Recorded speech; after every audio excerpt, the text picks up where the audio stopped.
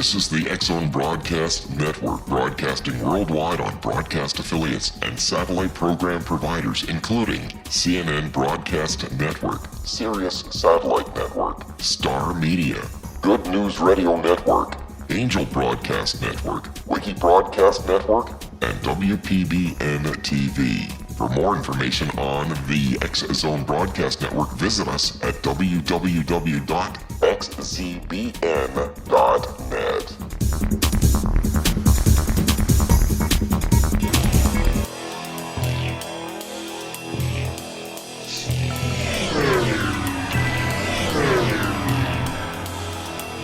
This is A Different Perspective with Kevin Randle. A retired U.S. Lieutenant Colonel, Kevin Randle has been studying UFOs for nearly 50 years. Kevin has investigated some of the most famous UFO cases in the world and has been consulted for dozens of documentaries about UFOs. Considered one of the leading experts into the Roswell UFO crash of 1947, Kevin has written more than 25 books about UFOs, including the recently published Roswell in the 21st Century. Now, here is the host of A Different Perspective, Kevin Randle.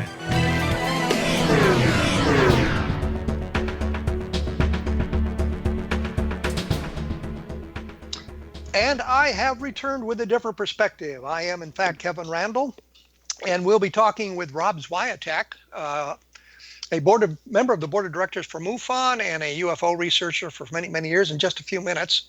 I wanted to say that on the last program, I'd promised that we'd be talking to Ben Moss. Unfortunately, we had some difficulties with that and couldn't make it work. So next week, I'll probably be talking to Ben Moss and Tony Angiola about the Socorro UFO crash, what they have found lately, and I'll have an opportunity to bring up the book that I have just had published. Actually, it's coming out October 23rd, I believe, called Encounter in the Desert, which is the Lonnie Zamora Socorro UFO landing case, and what I found in my research over the last year about that as well. As I mentioned, I'm joined by Rob Swaitek, who has a degree in physics and spent his career in the U.S. Patent and Trademark Office working on intellectual properties in a number of areas, including aeronautics and astronautics. His UFO involvement goes back to 1968 during what he called his larval stage, when the ongoing sightings in the University of Colorado UFO study permanently nailed his attention. Once he arrived in Washington, D.C. after he completed college and that sort of thing, he joined the Fund for UFO Research and was subsequently elected to the executive committee around 2006 as the fund wound down due to a rise in the internet and other factors. And I think the UFOs had a similar problem as well, the internet getting in the way. He was asked to join MUFON's board of directors, which he did, and he continues to serve there. So, and he also wanted me, I guess, to mention that the fund still exists, but it's largely dormant, and that's kind of the case of CUFOS as well. As I understand it, it's now housed in the basement of Mark Roediger and one of the other people who was associated with CUFOS. Rob, welcome to A Different Perspective. Hi, Kevin. Thank you. Thank you for having me on, and happy 60th anniversary of Sputnik, whatever that means to you. Well, actually, the important one is the next one, which would be November 2nd of 1957, when the Levelland sightings began as well. And I think those are important UFO sightings because of the number of people involved, the interaction with the environment, and the ugly fight that broke out between the civilian UFO community, including Don Kehoe at NICAP, and the United States Air Force about what really happened. So, I guess we're all set for that anniversary as well. Yeah, we'll look forward to that one too. I think what we'll start with here, and I want to get into the photographs that you'd sent me taken just not that long ago over Bernalillo County, which, for those of you who don't know where Bernalillo County is, it's Albuquerque, New Mexico. Series of photographs. You can see them at www.kevinrandle.blogspot.com. There's a series of 4 photographs that looks like the things on the ground. We'll talk about that here in a couple of minutes. But first, I thought we'd chat a little bit about fallout from the MUFON Symposium, which was the secret space programming. Remembering I've got about a minute now to get into this, but I know that a number of people were unhappy with that program. Were you among those that were unhappy with the speakers? Well, I speak.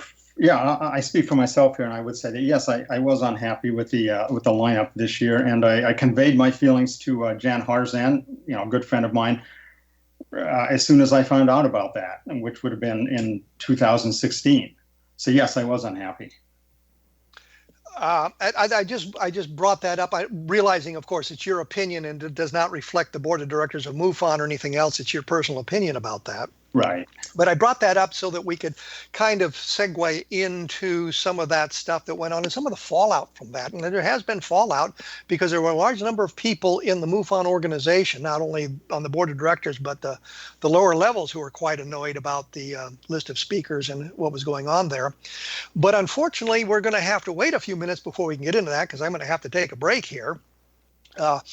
What I'll do before we get into that, I'll mention once again, we'll be talking a little bit later about some photographs that were taken in the Albuquerque area not all that long ago. They are at www.kevinrandle.blogspot.com, so you can take a look at those photographs and see what we're talking about on that.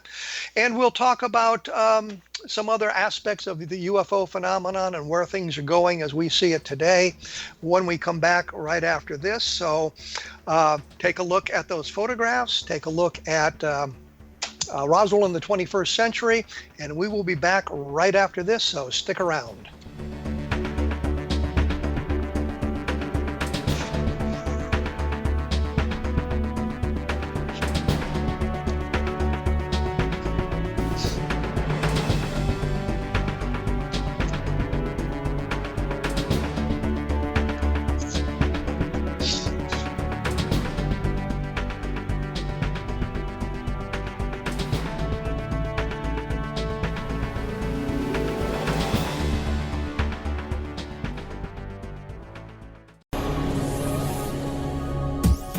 This is the X-Zone Broadcast Network, broadcasting worldwide on broadcast affiliates and satellite program providers, including CNN Broadcast Network, Sirius Satellite Network, Star Media, Good News Radio Network, Angel Broadcast Network, Wiki Broadcast Network, and WPBN TV. For more information on the X-Zone Broadcast Network, visit us at www.xzbn.net.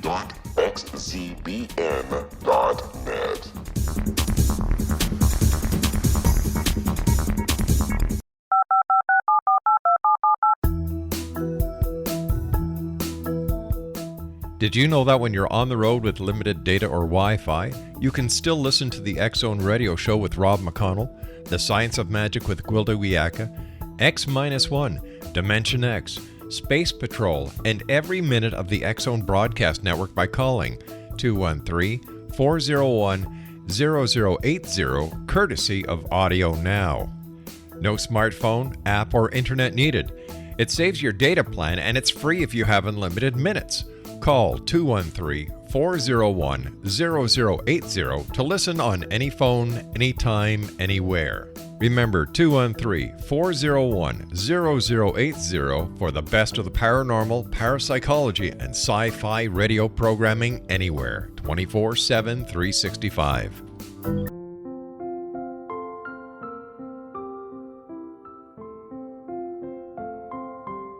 I am Dr. Carl O'Helvey, founder, president of a new cancer foundation focusing on evidence-based physical, mental, and spiritual interventions, including natural cancer cures, prayer, meditation, affirmations, nutrition, and other related holistic cancer prevention and cure modalities.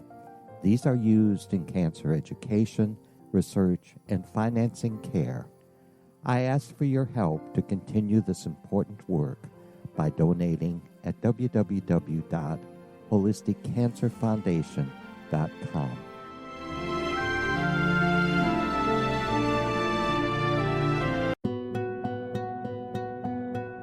Is it science or is it magic?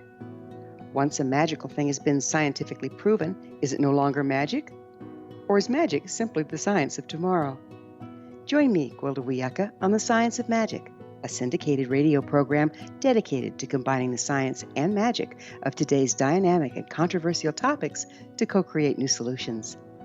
By triangulating information from today's leading experts from the scientific and magical fields, we uncover expansive and evolutionary truths you won't find anywhere else. Join us daily on the X-Zone Broadcast Network, xzbn.net, as I interview the share thoughts with the amazing guests from both science and magic. The resulting knowledge is unprecedented. As a gift to you, the listener, past episodes can be accessed on our website free of charge at thescienceofmagic.net.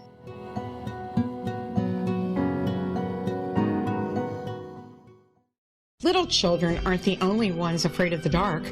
Millions of soldiers return from war zones with PTSD, anger, frustration, fear, and loneliness, much of which surfaces during the darkness of the night.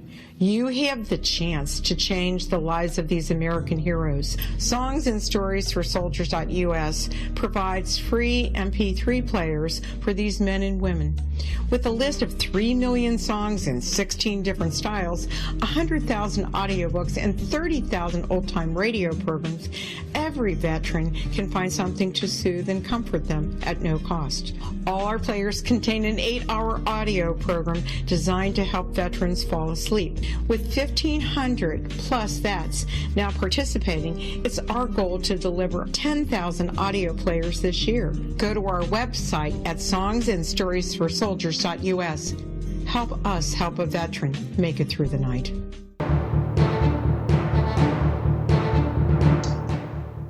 As I promised, we are back. I'm joined by Rob Swaitek, and when we went away, we were talking a little bit about the MUFON Symposium. And I think the first question I'm going to ask, to be fair to MUFON on that, were there speakers on the program that you thought were appropriate for a MUFON Symposium? That's a good question, Kevin. Yes, I did feel there were a few that were appropriate. They were in the minority, but they were there.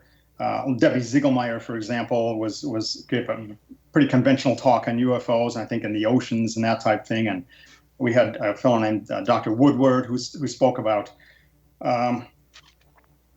accepted physics and how it's tackling the problem of faster than light travel and maybe interstellar travel. And then another fellow named Michael Schratt who talked about aircraft projects that the military might be involved in that might be confused with UFOs, this type thing.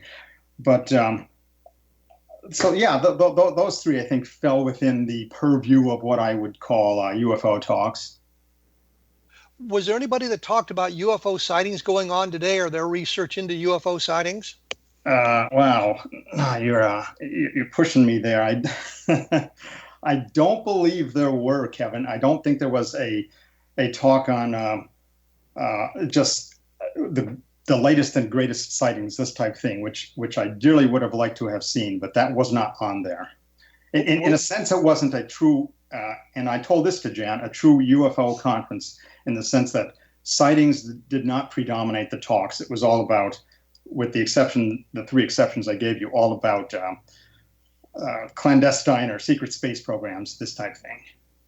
In the past, I know that the MUFON conference has been, I mean, there was a list of speakers you could almost count on every year. Stan Friedman talking about his research and MJ12. You could probably find 2 or 3 people talking about abductions and what was going on there. I was there a couple of times. I talked about, one of them I talked about Len Stringfield and sort of a tribute to him. I talked about the Roswell research and things like that. I know Linda Moulton Howe was there one year with John Burroughs of Rendlesham Forest fame, talking about what his recovered memories were about and what had happened at Rendlesham Forest. So there was always this idea that we're looking at UFO research, we're looking at where it's going, maybe talking about some of the problems with UFO research and that sort of thing. But what you're saying to me now is what they did is they went off on this secret space program. And I guess one of the fellows was talking about how he had served in a clandestine army, a secret army that was recruited on Earth and fought battles on Mars and other planets and that sort of thing. What was the reaction to the people at the conference to those kind of talks? Yeah, well, I'll preface by saying that, and think of me what you will after I say this, but I'll be straightforward and honest with you.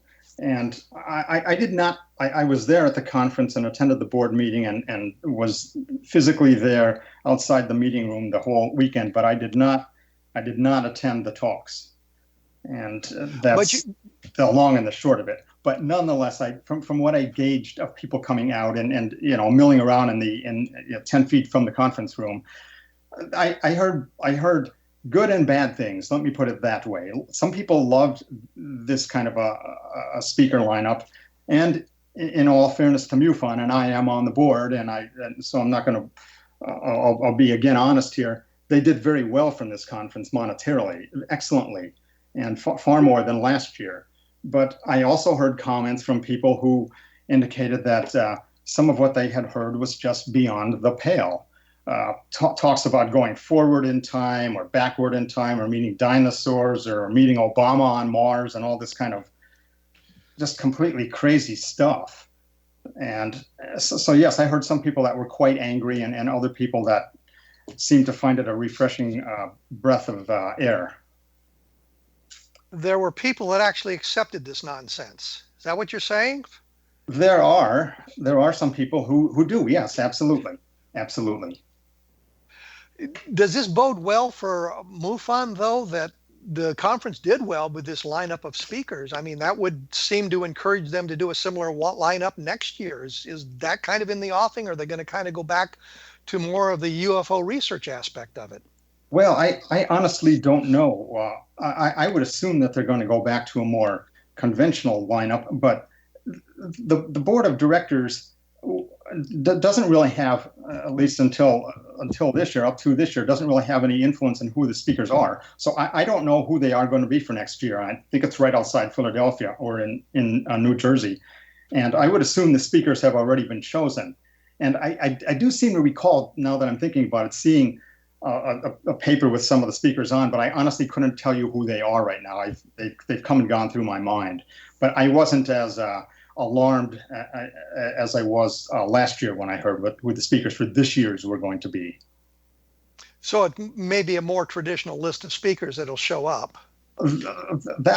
Maybe that's more of a hope, but that's what I want to think. Yes, and I think ultimately what anybody has to do, whether they're with MUFON or whether they're an attendee just attending the conferences, is ask oneself, how does any particular slate of speakers for a conference affect the credibility of the organization that's sponsoring them? Is this something that enhances the goal of the organization, or is it something that are they just there to arouse controversy or to fill seats, but we'll be damned with the credibility of the organization as a result? That's what you have to ask yourself. How did it affect our credibility? And there, maybe the results might be somewhat more mixed.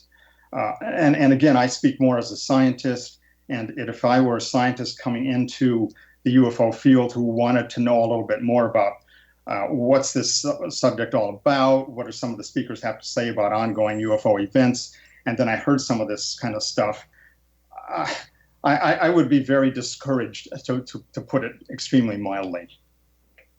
Well, I know that a number of years ago, I was at a convention or somewhere in it was Mesa, Arizona. And what always cracked me up about that is I could stand on my balcony in Mesa, Arizona and see the Superstition Mountains where the Lost Dutchman supposedly was. And I'm thinking, wow, we could do an expedition looking for the Lost Dutchman mine and stay overnight at the Holiday Inn rather than having to camp out. But that's just neither here nor there. What the point was is a reporter who was there had talked to Harley Bird, who at one time was the nephew of Admiral Byrd, and I say one time because he later promoted himself and he became a grandson. And research into Admiral Byrd's ancestry or lineage showed no Harley Bird in it. And the question that the reporter asked me, doesn't it hurt your credibility to be at a program that promotes people like Harley Bird, who clearly is out in left field? I mean, he was talking about the inner earth and all of that nonsense. And I said at that time that I was trying to bring a breath of science to ufology by talking about research techniques and methodology and what I'd found in the research, as opposed to I'm traveling to the inner earth and I've seen all of these sorts of things that Admiral Byrd supposedly discovered on his various expeditions to the poles. So on the one hand, that's what I'm saying, is I can understand where the credibility of MUFON may suffer. And I know that there was a response at the lower levels that a number of state directors resigned their positions to go off in another direction. Was there a similar reaction by the board of directors? Were there people who punched out of the board because of this, or do we not really know anything about that? Did we lose any board of directors, members of the board? Yeah, well, that's a good question. No, we didn't. Well, Bob Wood retired from the board, so he left. He was one of the organizers of the conference and was a strong supporter of the secret space program. But he left simply because he felt he'd been around on the board long enough. So nobody left because of the program. And one thing I will say, Kevin, I'm not occupying the position that Jan Harzan is with MUFON, but he's in a tough spot in a certain sense. MUFON some time ago realized it now requires substantial assets to keep the organization going forward. They have a rather large budget because they have to pay a number of people full-time salaries, and just being online costs a lot of thousands of dollars a year to keep the online the computers and everything working well. So they can't always, or Jan can't always, make a decision based purely on, wow, I just got to have a lot of science speakers. At some point, they have to think, what's going to also pull in some people? So they're going to try to gauge the popular opinion a little bit and pull in people that maybe you and I would say, wow, I would never have them at a conference, but people want to see these folks. So this kind of a decision has to be made. And otherwise, ultimately, MUFON goes belly up because it's going to run out of money. And so I think that Jan and some others sort of put their toes in the water. He listened to some other people say, hey, maybe these kind of people will drum up some interest and we'll get more attendees than usual. And that indeed seemed to be the case. That did happen. There were a lot of people who showed up at the conference to hear these speakers tell their impossible tales.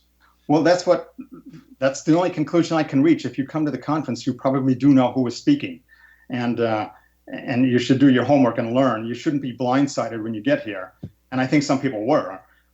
They were blindsided. Maybe they come to the conference every year and all suddenly they're hearing this kind of stuff.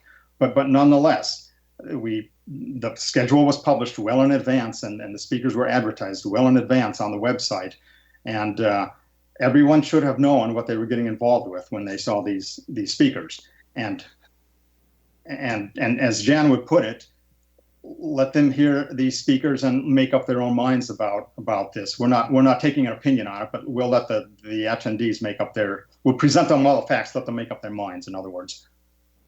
Well, I know I published an awful lot of stuff, or not maybe a lot of stuff, but I published stuff on the blog about who the speakers were and why I found some of the tales incredible, meaning that it just was impossible to believe. But I had no plans to go to the conference anyway, so it didn't upset me one way or another.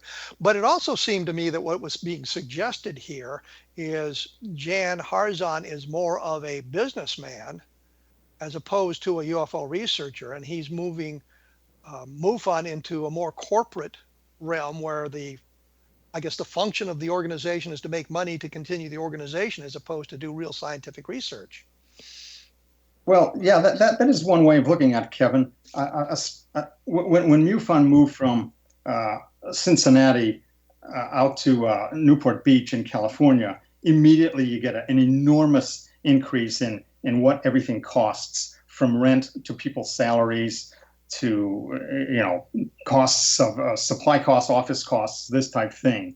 And I think Jan realized very quickly he had to do something more or less more grandiose than maybe MUFON was used to doing, or switch the emphasis of MUFON to raising money here to pay the large office rents that you have to pay out there, and pay the higher salaries that you have to pay the the office workers out there. So he's, in that sense, he's between a rock and a hard place. The other point of that is that case investigations continue to go on unabated. And well, let me break in here because I'm going to have to take a break and say I think we've kind of beat this dead horse here long enough, and we'll move on to some of the UFO sightings here. As I say, when we come back, we're going to talk about this Albuquerque sighting. The pictures are at www.kevinrandle.blogspot.com for those of you who want to look at it. There'll be a little bit additional information. There's already been some discussion on the blog about those, so take a look at that. I will return with Rob Swaitek here in just a few moments, and we'll talk about UFO sightings as opposed to MUFON. So stick around.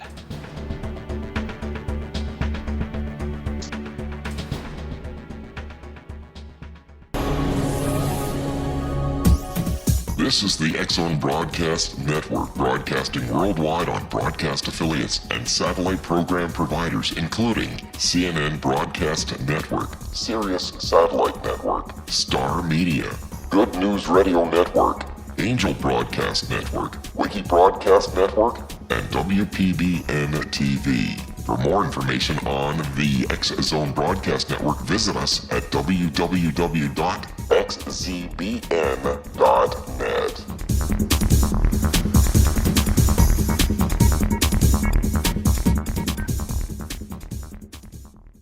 How would you like to be able to read other people's minds? Well, the next best thing is here. When you know how to read a person's name, you know how the person thinks, feels, and behaves.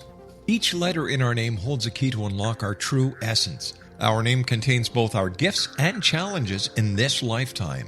Mnemology science discovers personality secrets hidden in the placement of the letters of our names, including the first and last impression people remember about us. Sharon shows us how to interpret the arrangement of letters as outlined in her book, Know the Name, Know the Person. Sharon Lynn Wyeth created mnemology science after 18 years of research and testing her theories, and has supported thousands of people around the world in understanding themselves and others better. You'll enjoy Sharon's unique teachings as she shares her system to learn the gifts behind your given birth name. Even if you don't like your birth name, there are jewels in this book. If you're thinking of changing your name, ready to name your child, or wanting to get along better with others, this is the book for you. If you'd like to improve your relationships and change your life for the better, get the book today, Know the Name, Know the Person, or visit www.knowthename.com. That's www.knowthename.com.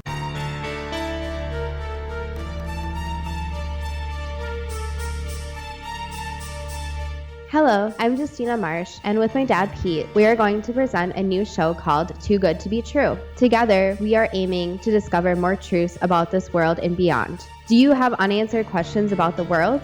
Do you ever wonder about aliens, conspiracy theories, or the universe? There are many shows discussing subjects such as pyramids or UFOs, but we want to relay this information based on our own research, including from spiritual means. Hopefully, listeners will be helped with their own beliefs and will appreciate the psychic insights that add to the previous research and information. We both look forward to sharing this insight and beginning this journey with our listeners. Visit xzbn.net for more information about when to listen.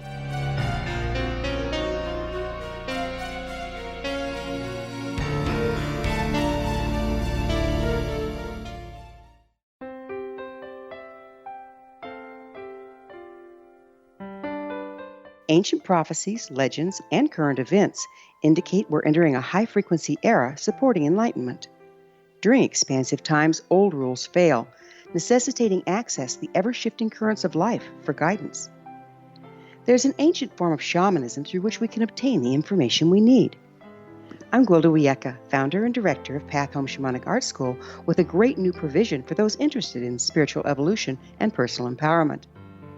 Galactic Shamanism, Art of the Ancients, Key to Tomorrow, is an upcoming series of leading-edge online affordable classes designed to guide and support you and your family during these times of transition. Embrace the magic. Empower your life. Study Galactic Shamanism at findyourpathhome.com.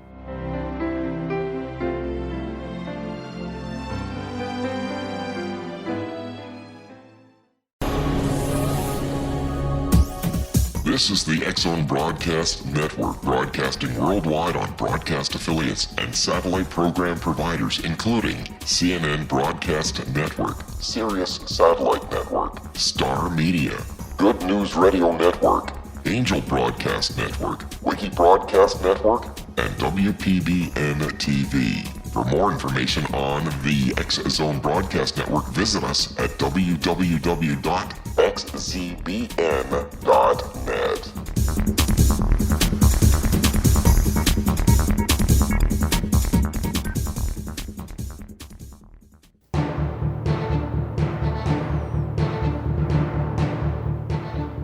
I told you just a few moments ago we'd be back, and we are. I'm joined by Rob Swaitek. We've, I think, kind of exhausted the MUFON conversation, unless there was something, Rob, you wanted to say that, I mean, we were a little bit rough on MUFON. If there was something else you wanted to say kind of in defense, meaning you were talking about the problems with the expenses of MUFON and how Jan Harzan has taken steps to put some money into the coffers. I don't know if we needed to say any more about that or not. I think that pretty well sums it up, Kevin. I don't think they've dropped the ball too much on their traditional work, which is to say case investigations. And this is what MUFON does best. They're not the Fund for UFO Research. They weren't then. They're not the Center for UFO Studies. They're an organization that tries to do field investigations to the best of their ability. And that continues. And in that vein, I think you sent me some photographs, as I've said repeatedly on the program, at www.kevinrandle.blogspot.com, which is a good way to plug my blog. So you can take a look at, anybody can take a look at those pictures while we're talking here if they so desire. But you sent me these pictures. Give me a little bit of background about what they are and what they show and other information. Yeah, these are a set of pictures that were taken over New Mexico in 2016, and I've been particularly interested in these things because 4 pictures were taken from an airliner at about 35,000 feet, and by a person who saw these three brightly glowing objects, either on the ground or hovering in the air. It's difficult to tell. The 4 pictures show exactly the same thing from slightly different angular perspectives as the aircraft moved along. And the person took 4 pictures with their camera, and their seatmate, the person right next to them, also saw these objects too. And they're very definite. They're delineated very clearly. The light was so bright, he said it hurt his eyes to look directly at it, and I can understand. The time was about noontime. It was a bright day, and so the sun would have been straight overhead. These objects were a little bit at a distance from the aircraft. They weren't right below the aircraft, and I've been puzzled by these things. The MUFON investigator did a good job on looking into these things and tagged it with an unidentified, unknown label, and that's where it's rested for a while now. Until recently, I was going through the files and found another photograph taken over the same region just last June, also from an aircraft that seems to show the 3 identical objects. So it seems to me it must be something on the ground, but I'll be damned if I know what it is. What direction was the airplane going? Well, I assume it was going, in each case, it must have been going west, Kevin. In the first case, it was going to LA from Chicago. In the second case, it was going from, in June, Albuquerque to Burbank, California. So unless it makes some kind of a weird perturbation in its flight path, it was heading west. So you're saying it was going from Albuquerque to LA. That would suggest the objects are to the west of Albuquerque. They were in New Mexico, and they're to the west of Albuquerque. Yeah, well, that's a little bit of an assumption, but I think it's a pretty good assumption. When a person is up in an airplane, it's hard to say, unless you're actually looking at the Statue of Liberty, you don't know where you are exactly over the land. So the person in this latest case in June estimated they were over, I forget the county name now, but it wasn't Bernalillo, whereas in the first case, the person said, oh, we were over Bernalillo, New Mexico. And I think it was Jackson County or something like that in this last case. But that's all I have in terms of location. And I think it was also said that the objects could not be seen from the ground, I guess, meaning that they were not like close to a road or something like that. Well, we have a paucity of data on this case and feedback from the witnesses, but the witness to the one that was over, the aircraft was over Bernalillo, said he thought these objects were on the ground, and that this is sort of more or less paraphrasing the witness. He said there was an embankment of some kind around these objects that would prevent them from being seen by somebody at ground level. In other words, a wall or something going up around them. I don't know how the person concluded that, but that's what they put in their report. And the person in the second case on the 25th of June, 2017, said they gave a little more of an indefinite kind of a description of it. They said they could have been in the air or on the ground, and that person wasn't too sure where they were.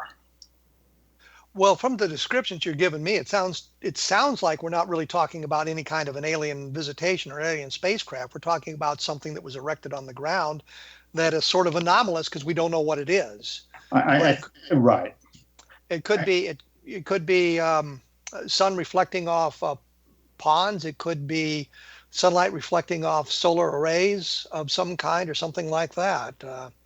Yeah, we're talking about an unknown thing here, but I do think you and I are both talking about an IFO here. I would be very surprised if that's not the case, but nonetheless, strange things happen in ufology, and it could be that these really are three objects just hovering outside the aircraft or flying by outside the aircraft, and that's just by coincidence. The same kind of things show up again a year or two later.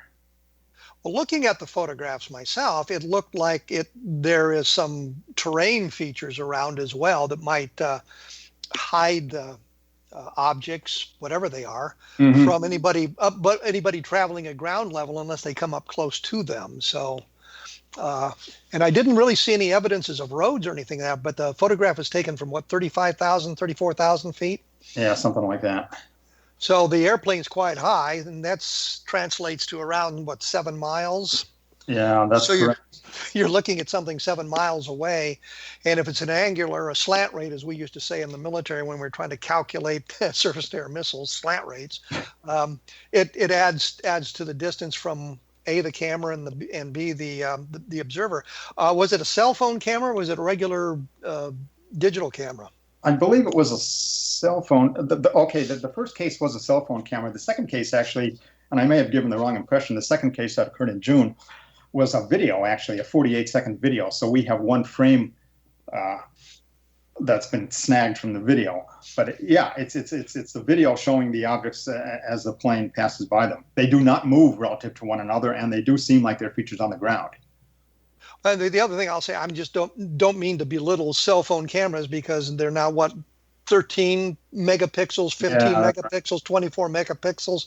So the quality of the photographs being taken by the cell phone camera is as good as many of the photographs you'd be taken by a regular digital camera. So exactly. I don't mean to denigrate that. In the world of UFO, I seem to notice that we're not getting as many abduction reports anymore. Is it we're not getting as many reports, or are they just not being reported because UFO research has taken a different direction? I don't honestly want to can give you a great answer to that question, Kevin, other than that has been my impression over the past 15 years, actually since the turn of the century, that the amount of the attention that abductions have gotten in society at large has gone down, and the number of reports coming in has also gone down. But I don't see too many figures coming out of the abduction research team in MUFON to sort of update us each month on how many cases they're getting, and maybe that would be a nice feature to have in the journal. But I couldn't really give you numbers of cases where I could give you numbers of cases on sightings. Would the problem with abductions be that we've lost some of the gurus of abduction? John Mack was, of course, killed in the hit-and-run accident. Bud Hopkins has passed away. I think David Jacobs is pretty much retired, and they were the big three. Could that be a factor driving the lack of abduction reports? I think that is part of it, because these people were trusted in the field, and many people, or they were names in the field, and they were trusted, and people came to them with their reports. But yes, I think you're correct that a person doesn't really know where to go now, other than MUFON, just as a general entity, if they have an abduction case. There are a number of abduction support groups around the country, and people still run these things. But if someone has an abduction-like experience and they're not associated with a researcher already, they might find it hard to know where to go. I noticed in the let's say the documentaries, and I use the term documentary loosely here, on television, on the cable channels, that they feature an awful lot of things, UFO-related sightings and that sort of thing, but abductions don't seem to be showing up very often. So that would probably be another factor, I guess. Well, yeah, at the height of it, Kevin, in the late 80s and early 90s, there were an awful lot of specials on TV. The internet wasn't as big, of course, and so this did tend to drive it, as well as there was an article on abductions in USA Today with some of the people we worked with, and you had the MIT conference coming out, which was ostensibly to talk about UFO abductions, and a number of best-selling books. And all these things really resulted in a huge influx of sightings to all the organizations. The fund would we had a whole clump of sightings, abduction reports, that is, and I know the center did and MUFON did. And those drivers, the books, the conferences, the newspaper articles, the researchers are not there as much anymore. So yeah, the profile, at least, of the abduction phenomenon has gone down considerably in the field. Well, I noticed, or something I've always thought about, is we talk about the wave of UFO sightings and how one sighting will spark lots and lots of other sightings, and it's sort of suggested it's sort of a hysterical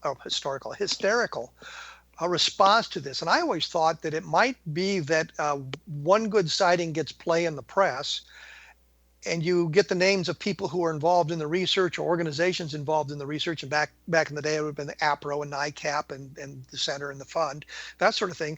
And people knew where to report the stuff.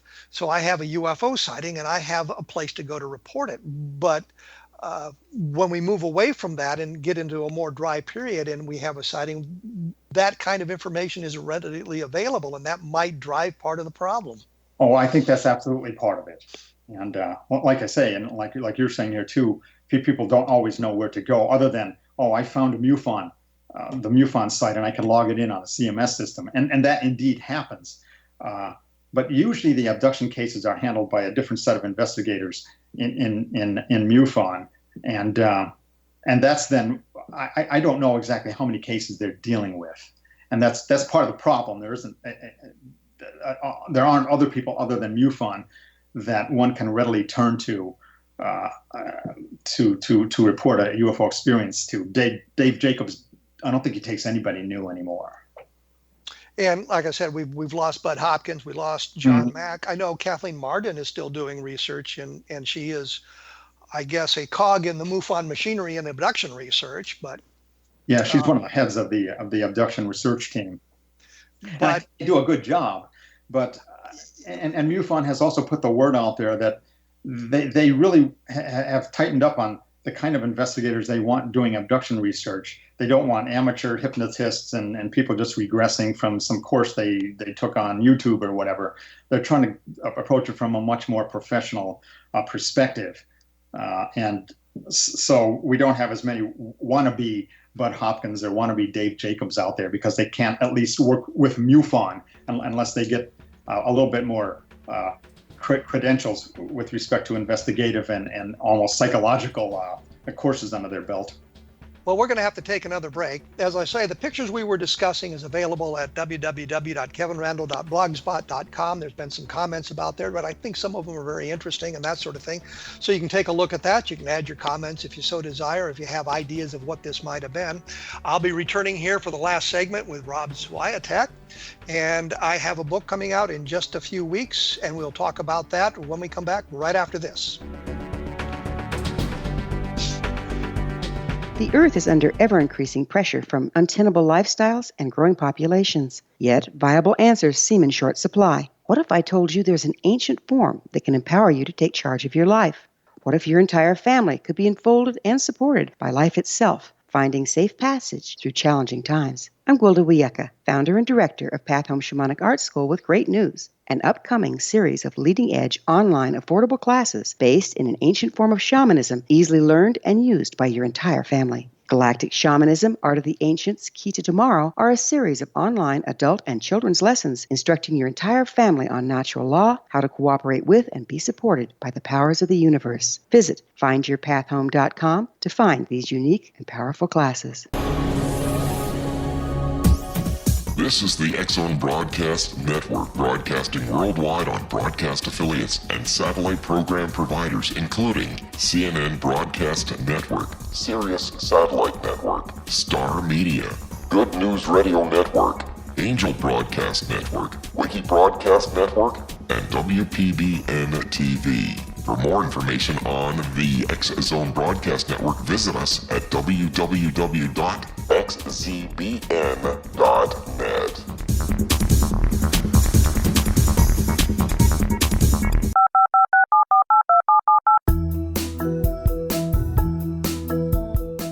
Did you know that when you're on the road with limited data or Wi-Fi, you can still listen to the X-Zone Radio Show with Rob McConnell, The Science of Magic with Gwilda Wiyaka, X-1, Dimension X, Space Patrol, and every minute of the X-Zone Broadcast Network by calling 213-401-0080, courtesy of Audio Now.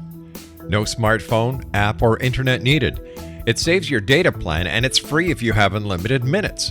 Call 213-401-0080 to listen on any phone, anytime, anywhere. Remember, 213-401-0080 for the best of the paranormal, parapsychology, and sci-fi radio programming anywhere, 24/7, 365.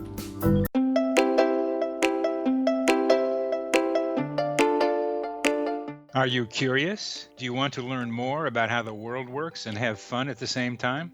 Study coincidences with me, Dr. Bernie Beitman, MD, on my Connecting with Coincidence radio show, here on the XZBN network. Listen to Jungians theorize, statisticians randomize, true believers evangelize, while I categorize. I dance to the rhythm of coincidences. People who experience me see more of them. Maybe something on the show matches a thought in your mind. Let us know. Expand your mind to the weirdness happening around you. Synchronicity spoken here, there, and everywhere. For more information, put Connecting with Coincidence in your search engine and find my website, my social media sites, and my blog.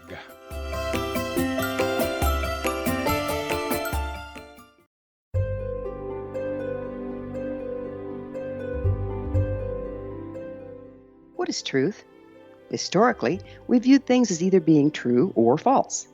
Now, as we enter a more expansive era, we find the question is not, is it true, but rather, how true is it? I'm Gwilda Wiyaka, host of The Science of Magic Radio, a syndicated, internationally broadcast radio program dedicated to uncovering this ever-expanding truth. Join me daily on the X-Zone Broadcast Network, xzbn.net, as I interview today's leading experts from the fields of science and magic to uncover the hidden truth between the lines drawn in the sand. What we unearth in our discussions is not only amazing, but totally unprecedented. You won't want to miss a single episode. In service to our listeners, past episodes can always be found on our website with our compliments at thescienceofmagic.net.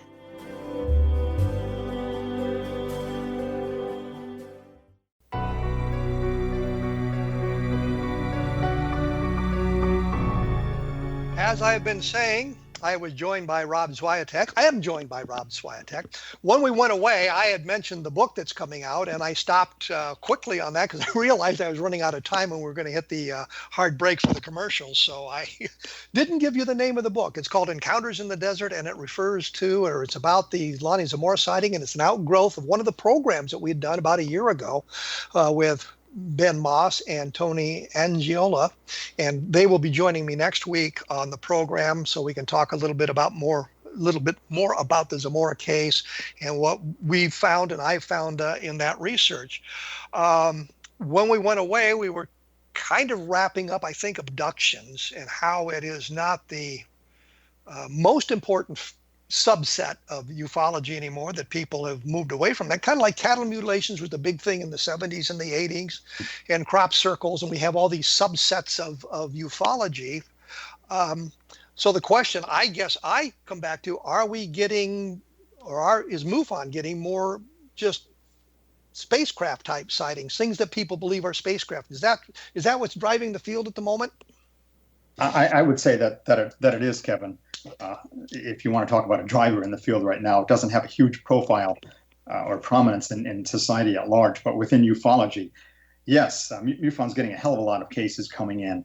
I tallied them up a couple days ago, which is to say at the beginning of this month, and events that occurred from January to through the end of September.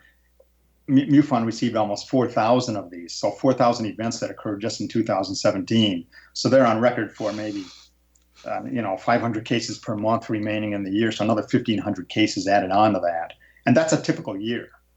And well, let me say one thing. First of all, you can't say hell on the radio. That was a little humor there, because obviously I just said hell on the radio. Are the sightings as robust as they used to be? I mean, take the 1950s, for example, the level end sightings. We had witnesses at 13 locations. The thing is interacting with the environment. It's stalling car engines. There's people all over the place seeing this thing. Are we getting that kind of sighting anymore? Or are they just basically lights in the sky, or maybe a daylight disc type sighting? Yeah, one caveat to that, but yes, the answer would be yes, with one caveat. And I think you're probably well aware of this. There are far fewer car stoppage cases and far fewer CE3s where it's not an abduction, but an object is seen in conjunction with entities of some type, what we used to call occupants. Those have been down since the 1970s, and nobody's really sure why. But other than that, and those still come in, they just come in at a very low level. There are some really good cases that do continue to come in, cases that would just flabbergast most people who are hearing about them. And so, yes, the good, robust cases are still there. I can say that with a clear conscience. Give me one of the good, robust cases in the few minutes we've got left here. I stress few minutes. Yeah, I know we're coming down the end of the wire. Well, let me give you a pair of them because they're tied together. And I'll see if I can summarize this within the 6 or 7 minutes we have left, Kevin. This case occurred about a year ago, last November, over Brentwood, California. A fellow saw an orange light outside his window, kind of late at night, 11:30 or so, 11 in the evening, and went outside on his deck when he saw the object, this light, go over the neighbor's house. And he stepped outside. What he saw was basically an object the size of a dime held at arm's length. That's fairly large, hovering about 2,000 feet above the neighbor's house.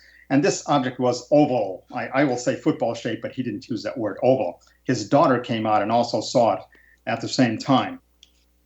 As they were watching this object, no noise or anything like that, it slowly maneuvered away from the house a little bit. And at that point, the object disgorged a ball of light.